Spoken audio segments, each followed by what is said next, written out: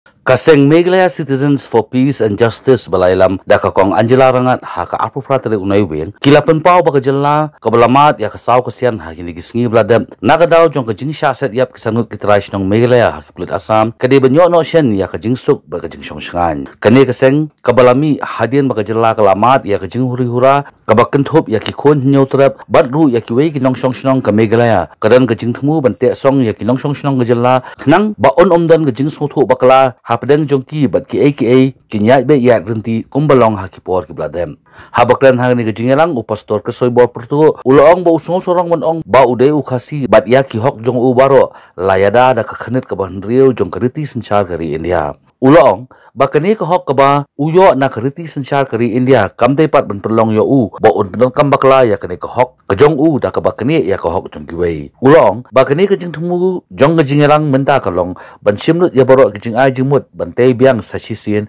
ya ka Jylla Meghalaya Yimday ban pelek penleno ya gani ko po. Ni don lang ang ni ne patli kumno ngin le nang ni shakmat ada wan ki ba kum gine gi jinja. Bangan yen gani ko por bangan ongi pi banga sungsorong banga dei phasi. But yang ala ya da the constitution jo gari India po ka 6th schedule. Banganum sya lanu bagi beriu kin tombo dengan bagi kri no nanga ya kata ke hok kebala IT pateng la pateng hanga degi kwe ki pa temen di jongan ki bala song song ha gani gari bagi ndre kata bre kamut bay kata ke hok ke jongan ngan le don bor halo ki we pa lani ngan kri no ya hok jong ki we pa I don't have a right to take away your right. Neither you have the right to take away my right. Let us find a common ground. How together we will rebuild this place. And that is the objective of this meeting. Let us deliberate. What had happened in Mukroh was very unfortunate.